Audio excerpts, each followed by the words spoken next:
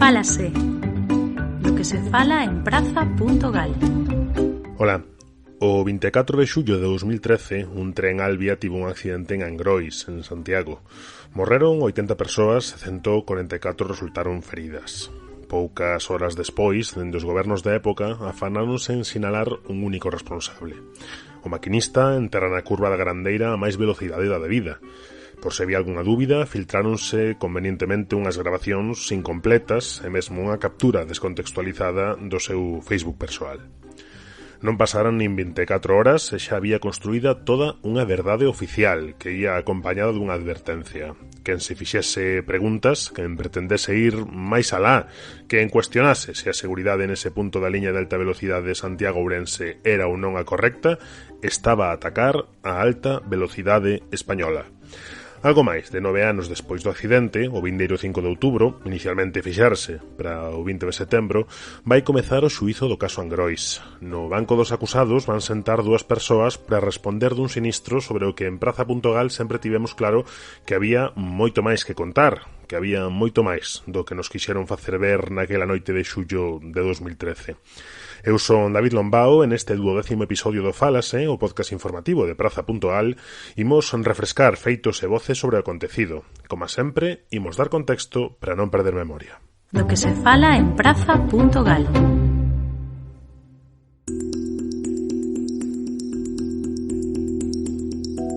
As dúas persoas que van ser xulgadas polo accidente de Angrois van sentar no banco dos acusados ao mesmo nivel. Son o maquinista Francisco José Garzón e o exdirector de Seguridade na Circulación do Adif, o administrador de infraestructuras ferroviarias que depende do Ministerio de Fomento. Chámase Andrés Cortabitarte. A ambos impútanlles 80 delitos de homicidio por imprudencia e 145 delitos de lesións. En praza.gal tedes unha ampla hemeroteca sobre a vertente xudicial deste caso, que o xuiz instructor resume en que o maquinista se despistou, que non freou a tempo antes da curva, tamén sinala que o antigo cargo da DIF non analizou como debía o risco que existía nese lugar do caso de que se producise un exceso de velocidade, non ponderou ben o que sucedería se daba un error humano, como aconteceu, e o tren entraba na curva a máis velocidade da que debía entrar. A Audiencia da Coruña, cando avalou o peche da instrución, sinalou un desentendemento da tarefa por parte do maquinista do tren e unha enorme lesividade na actuación do antigo responsable de seguridade na circulación do Adif. A ambos, a Francisco José Garzón e a Andrés Cortabitarte, puidemos escoitalos no ano 2018 na Comisión de Investigación Política que despois de moitos intentos por fin abriu no Congreso dos Deputados para analizar as causas e as responsabilidades do accidente. O seu ton foi moi distinto. Garzón, o maquinista, centrárase en pedir perdón ás vítimas e en agradecerlles a súa comprensión, a comprensión que tiveron con el, pero tamén en salientar que el avisara dos riscos da curva antes de que sucedese o accidente. Solicitarle perdón y que prefería haber muerto yo a uno de ellos. Si con eso se evitaba una mínima muerte. Y no puedo. Ya con eso yo creo que le respondo. En el audio también se escucha como usted era consciente de la peligrosidad de la curva y dice que ya la había avisado. ¿A quién le había avisado usted con anterioridad? Lo pongo ahí, al de seguridad. Está en el juzgado el nombre, de que eso ya lo di. ¿Y se tomaron medidas después de su aviso? Están ahí en el escrito, están las cómo estaba la curva y después cómo estaba. Pero se tomaron medidas después del accidente, ¿no? Sí. No se tomaron medidas. ¿Y cree usted que después de usted haber dado el aviso, usted podía haber hecho algo más? No. ¿Qué debería haber hecho quien sí tenía capacidad para poner las medidas de seguridad?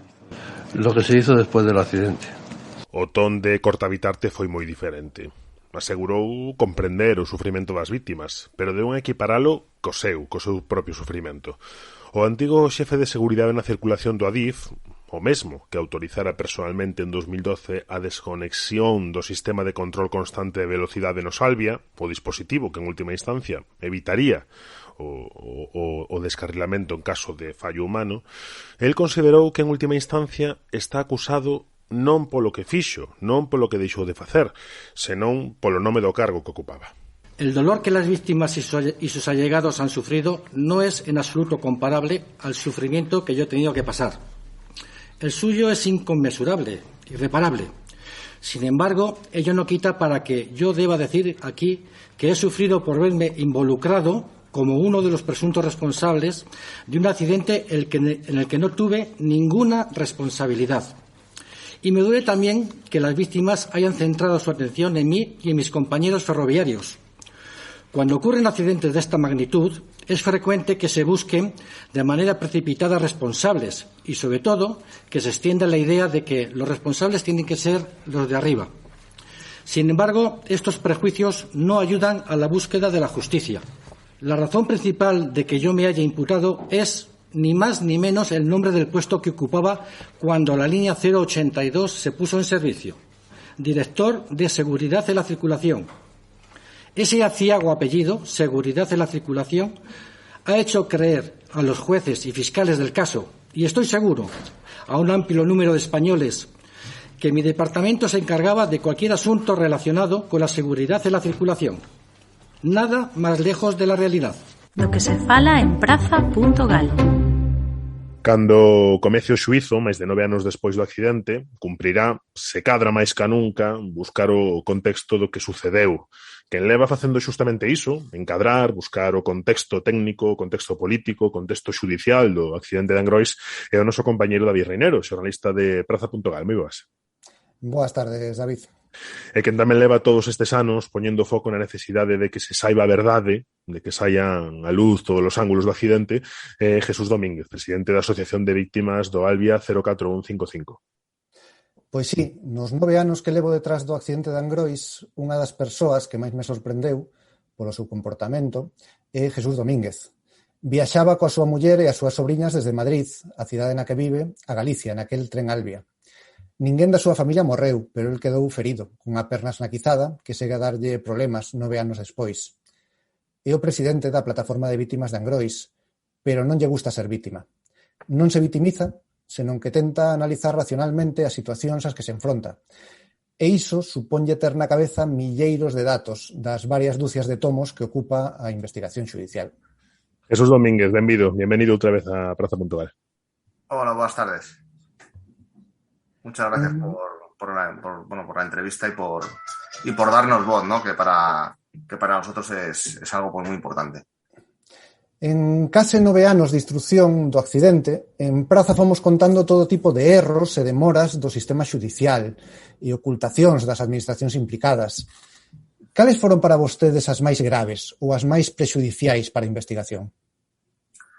Bueno, yo creo que lo más grave y hace que para nosotros el juicio tenga una carencia es que todavía no hay una investigación técnica independiente como ha pedido la Unión Europea. Entonces yo creo que dice muy poco de nuestras instituciones y del Estado, pues que nos digan desde Europa que no se ha hecho una investigación técnica independiente, lo cual creemos que es clave para que luego se depuren las responsabilidades penales y judiciales. Y además quiero recordar que la investigación supuestamente independiente que hizo el gobierno está incorporada al proceso judicial y Europa ha dicho que es inválida. Luego, lamentablemente para nosotros este juicio ya está, como si dijéramos, entre comillas, pues cojo. Uh-huh. O xuizo vai chegar 10 anos despois do accidente, en parte por esas demoras do sistema. Pero a súa plataforma tamén insistiu en ocasións en investigar algunhas cuestións na vía xudicial que finalmente quedaron en nada, pero que consumiron tempo. Arrepíntese de algo do feito ata agora? No nos arrepentimos absolutamente de nada y además me alegra que haga esta pregunta porque también ha surgido dentro de las propias víctimas y de familiares. Si el fiscal hubiera hecho su trabajo y no la inacción que tuvo durante todos estos años, incluso el juicio, el juez, incluso las instituciones hubieran entregado la documentación a tiempo, pues las víctimas y familiares evidentemente no hubiéramos pedido que se investigaran más cosas. Pero claro, si a las víctimas nos llegan papeles de denuncias, como por ejemplo las actas que fueron claras para saber que no se había hecho el análisis de riesgos, o nos llega una denuncia de que no se han las averías de Talgo del tren se habían borrado, que es la única de las que nosotros pedimos investigar, que no se llegó a nada, pero no se llegó a nada a lo mejor porque no se investigó lo suficiente. ¿Cómo vamos a decir las víctimas a la sociedad que estamos exigiendo al juez, al fiscal, al Estado que investigue y nos llega una documentación? Nosotros lo hablábamos entre nosotros y con el abogado, y ahora nosotros silenciamos la documentación que nos están dando ingenieros y técnicos de Renfe, Adif o de Talgo. Sería una incoherencia total por nuestra parte, y la demora claramente a quien corresponde es al juzgado y al Ministerio de Fomento y a Renfe Adif, y no lo decimos nosotros, lo dicen los autos del juez y lo dicen papeles que han aparecido pues 4 años después, y yo recuerdo artículos periodísticos en los que se denuncia también esto. No banco dos acusados van sentar un maquinista e un exdirector de seguridade da Adif, pero vostedes seguen insistindo na responsabilidade política. Xa lle preguntei unha vez, pero volvo a facelo. Un ministro ou ministra de Fomento é responsable dun accidente así? Ten que coñecer un ministro de Seguridade Ferroviaria? Evidentemente, pues un ministro o la ministra no tiene que a lo mejor saber técnicamente si el sistema RTMS es homologable o no es homologable, si es compatible o no es compatible. Pero sí que hay una clara responsabilidad política cuando, por ejemplo, en este caso hablo del señor Blanco, cuando hay una modificación del proyecto que él mismo firma y se rebaja la seguridad. Uno se tiene que rodear de buenos técnicos. Y si esos técnicos hacen mal el trabajo, también es responsabilidad suya. Y tiene que pedir perdón y dimitir. En el caso de Ana Pastor, yo creo que la responsabilidad política es clara por doble motivo. Una, porque ella prometía una investigación técnica independiente. Europa ha dicho que no, lo cual nos mintió a nosotros y también lo dijo en sede parlamentaria. Y ella dijo que se iba a colaborar con la justicia. Y como decía antes, los autos de los jueces y la documentación que hemos entregado a las víctimas más adelante, incluso yo creo que incluso documentación a nivel periodístico que ha salido, no colaboraron con la justicia. Hablamos de funcionarios, y ya la ministra de Fomento. Evidentemente, uno tiene derecho a cuando es imputado, a lo mejor a guardar silencio y a lo mejor no decir todo, pero políticamente la ministra lo que tiene que haber hecho es a esas personas que tienen el legítimo derecho de defenderse, es decir, vale, tú te puedes defender, pero nosotros hemos dicho en sede parlamentaria y a las víctimas y a la sociedad que se va a colaborar, y si no colaboras, pues te ceso. Entonces la ministra no hizo nada de esto. Esa es la responsabilidad política. Evidentemente, Ana Pastor o José Blanco pues no son culpables de un homicidio, ¿no?, imprudente, como se va a decir en el juzgado, pero sí que hay una clara responsabilidad política e incluso su negación en su día, ¿no?, a que hubiera una comisión de investigación parlamentaria. Ligado con isto e obviamente fora da vertente estritamente xudicial, en todos estes anos vostedes viñeron reclamando encontros, reunións cos diferentes dirixentes políticos de cada momento para expoñer as súas demandas, por exemplo, a petición desa nova investigación independente. Cal foi a resposta ou a falta de resposta máis decepcionante? E, en cambio, cales consideranse que houve algún que, bueno, pues que estiveron á altura ou que tiveron polo menos pois unha receptividade a hora de escoitar as demandas das víctimas? A ver, a nivel de la gente, de los políticos que tenían poder, que son los que no, en este caso, pues nos interesan, ¿no?, porque son los que pueden cambiar las cosas. Nosotros como los ministros y las ministras de Fomento no nos hacían caso, pedimos reunión tanto al presidente Mariano Rajoy como al presidente actual del gobierno, a Pedro Sánchez, y no nos han recibido, ni siquiera se han dignado a contestarnos a las diferentes cartas y misivas que hemos entregado tanto en el Ministerio de Presidencia como la última vez en la inauguración de nuevo de la alta velocidad en Galicia, que parece que va llegando durante muchos años, se va repitiendo este evento. Se la entregamos incluso en mano y ni siquiera se dignan ni siquiera en contestarnos. En cambio, ahí sí que tengo que decir que Ana Pastor, cuando le hemos pedido reuniones, siempre nos ha recibido. Entonces, Ana Pastor nos recibe, nos engaña, nos miente y nos ningunea, pero sí que es cierto que nos recibe, y además siempre con una sonrisa y con gran simpatía y educación. Eso, evidentemente, yo no lo puedo negar, porque es la realidad, pero los hechos son que nos engañó, que nos dijo que se iba a hacer una investigación independiente y no fue cierto, ¿no? Y además no se colaboró con la justicia y, bueno, un largo etcétera, ¿no? Pero sí, desgraciadamente, los políticos se hicieron la foto. Yo recuerdo, pero porque lo vi a posteriori, porque estaba en el hospital, pero bueno, yo creo que todas las autoridades, Rajoy, Feijóo, que ahora es el candidato del PP, y la verdad es que aquí en los periódicos que leo se habla todo muy bien y todo el mundo olvida que en el primer aniversario se cambió el día de las medallas de Galicia y no nos dejaron entrar, pese a que estuvimos allí, y nos mandaron a los antidisturbios, ¿no? O sea, pasamos del funeral de vamos a estar víctimas y nunca lo vamos a olvidar, a que los políticos, que estaban todos dentro, estaba Ana Pastor, estaba Feijóo y estaría, supongo, Rajoy, bueno, estaban todos, ¿no? Incluso no sé si estaban sus majestades, que incluso pasaban al hospital y pasaban a las salas a ver a los enfermos, pues al año siguiente lo que nos mandan son los antidisturbios y no nos dejan pasar, ¿no? O sea, la hipocresía política en nuestro caso, pues yo creo que no ha tenido límites. O xuízo penal non vai avaliar esas responsabilidades políticas, esas actuacións políticas. Pero que pasará se tampouco considera que hai responsabilidade penal no exdirector de Adif que vai sentar no banco? As asociacións de víctimas como a súa adoitan quedar sempre insatisfeitas das decisións da xustiza. Bueno, yo creo que para nosotros es muy importante que resulte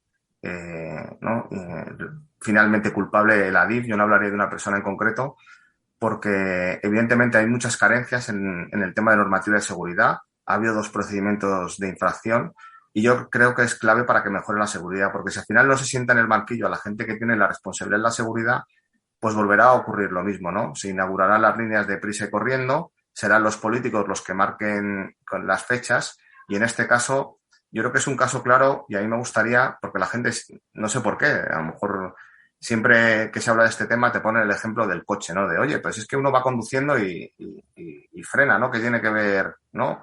El maquinista. Bueno, es que lo que la gente tiene que saber primero es que un tren pesa 400 toneladas, no tiene que ver nada ni con un coche ni con un camión, tarda 2 kilómetros en frenar. El maquinista, porque yo he estudiado mucho y he mirado los peritajes, yo lo primero que vi fue el comportamiento del maquinista en los peritajes, y el maquinista evidentemente comete un error, pero él va haciendo su trabajo. Él coge el teléfono, que tiene un teléfono que le dan, que es corporativo, atiende una llamada, levanta el pantógrafo, va mirando a la vía, o sea, no va chateando con una amiga, con un amigo, que es lo que se pretendió decir desde diferentes medios, que estaban contaminados por la información que pasaba el gobierno. O sea, él va haciendo su trabajo, pero se desorienta y no hay ninguna señal, ni siquiera ni luminosa ni vertical, que le advierta de que viene una curva. Ellos tenían una referencia, unos tenían un chaleco con piscina, que eso está en el juzgado declarado por algunos, otros tomaban otra referencia y 4 kilómetros antes empezaban a frenar. ¿Qué ocurre en ese momento? Cuando el maquinista se da cuenta de que está la curva 400 metros antes, pone el freno. Pero claro, es que un coche y un autobús o un camión, cuando ve una curva a 500 metros y frena, pero un tren no frena. Entonces iba a 200 kilómetros por hora, entró a 174 y volcó a 154. Luego, evidentemente el maquinista, en este caso se llama Garzón, pero se podía llamar de cualquier manera. La clave es por qué no estaban esos sistemas de seguridad que además se habían vendido a toda la ciudadanía, por qué se había desconectado el último aviso que tenía del sistema RTMS antes de la curva. Esas son las grandes preguntas. Quedarse con el maquinista pues es de una simpleza que evidentemente pues la gente lo compra y es lo que se contaminó y es lo que la gente tiene en la cabeza, y yo creo que es importante desmontar eso. Claro, relacionado con iso, se finalmente o único culpable para a xustiza é o maquinista, como quedará a imaxe da Adif? Quero dicir, se condenado tamén o exdirector de seguridade da Adif, poderá dicirse que foi un erro seu persoal, dese director de seguridade que non puido protexer mellor esa curva. Pero se só é condenado o maquinista polo seu despiste, por un erro humano, quedará constatado que o sistema ferroviario español era incapaz de previr un accidente así. Convenlle ao sistema ferroviario español que tamén sexa considerado o exdirector de seguridade culpable para así poder atribuir a él o erro e non deixar en evidencia un baleiro de seguridade, que todo o sistema deixaba toda a seguridade en mans só do maquinista, ¿no? Evidentemente cualquiera de las dos cosas, o sea, si es solo en manos del maquinista sería terrible, porque una línea de alta velocidad, la normativa se diseña para que tengas un fallo cada 10.000 millones de horas. Si no, la gente no te subirías en un ascensor. Si tú supieras de cada 100 veces que te subes un ascensor se va a caer el ascensor, seguramente ninguno de los que estamos aquí nos subiríamos a un ascensor. Y lo que se sabe es que el ser humano falla una de cada 500 veces. Y entonces, en este caso, creo que más hubo un peritaje de 2 extranjeros por parte de la consultora QV que calculaba un accidente cada 6 meses. Quiero recordar que creo que Garzón, en esa dirección y en esa línea, que eso tampoco incluso el juez se equivoca en el auto, debió hacer menos de 10 viajes. O sea, la probabilidad del accidente es altísima. Entonces, si todo queda en manos del maquinista, yo desde luego no hubiera comprado ese billete, porque yo conocía cómo funcionaba la alta velocidad, trabajaba en la universidad en un centro de I+D, lo conocía por un compañero. Entonces, si a cualquiera le dicen que te vas a subir en un AVE o en alta velocidad o en un tren a 200 y la seguridad depende de que el maquinista 4 kilómetros antes se acuerde, porque lo tiene en un papel que tiene que empezar a frenar, pues cuando vendan el billete, claro, la gente se quedaría bastante sorprendida. Luego, si solo inculpan al maquinista, pues bueno, la verdad es que sería, como decías, pues decir que el sistema ferroviario español pues estaba bastante mal. Y en el caso de que sea el señor Corta-Bitarte, yo creo que no hay que centrarlo solo en él, sino que es todo el sistema, es la administración. Y la gran pregunta que nos hacemos las víctimas y familiares es que el último garante de la seguridad es el Ministerio de Fomento, que es el que recibe toda la documentación y el que finalmente aprueba la puesta en servicio de esta línea. Es decir, Adif le entrega y Renfe toda la documentación. Entonces, si como dice el juez y el fiscal no se hizo el análisis de riesgos, Fomento, cuando le entrega la documentación, ¿qué es lo que revisa exactamente? Porque no, igual que no podemos pensar que todo depende de un maquinista que se distraiga, no que se distraiga o que le llamen por teléfono corporativo, tampoco la seguridad de un tren, con toda la gente que lleva y lo que puede suceder, ¿qué depende? De una persona, del señor Corta-Bitarte, no, es de un sistema, de unos departamentos de seguridad, de un ministerio de fomento que aprueba. Entonces, eso es lo que se pretende ahora, yo creo que señalar a otra persona. No valió con la cabeza del maquinista y ahora parece que va a valer con la cabeza de Corta-Bitarte, ¿no? Y el tema es que el sistema ferroviario y la seguridad estaba mal. Y la prueba de ello es el informe que hizo la Agencia Europea, durísimo. No ha hecho un informe, yo creo que en otro accidente, ni de metro ni de ferrocarril en otro país, se lo ha hecho solo a España. Y España ha tenido 2 procedimientos de infracción abiertos por incumplimiento de la normativa de seguridad ferroviaria. Pois en Praza.gal levamos xa pois prácticamente 10 anos pendentes e seguiremos pendentes agora tamén do xuízo do caso Angrois. Jesús Domínguez, presidente da Asociación de Vítimas do Albia 04155, moitísimas grazas por atendernos, como sempre, e seguiremos falando. Moitas grazas a vosotros por darnos voz.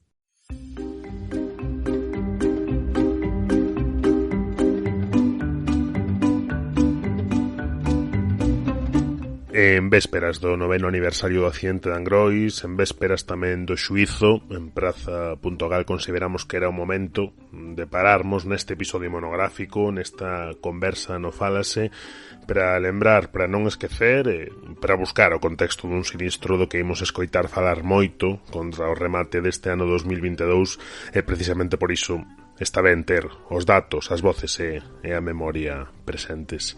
Se queres afondar máis na vertente xudicial do accidente, tamén nas súas derivadas políticas ou técnicas, en Praza.gal temos unha ampla hemeroteca destes 9 anos. Son moitos temas que serían literalmente imposibles se non fose polo apoio das socias e dos socios. Por iso, se xa pasaches por Praza.gal/faite de praza, Praza.gal/faite de praza, ou estás pensando en facelo, agradecémolo moito. Ata aquí, o 12º Fálase. Este episodio, como todos os demais, están en Praza.gal, en iVoox, en Google Podcast, en Apple Podcast, en Podgalego e agora tamén en Spotify. Ata o vindeiro.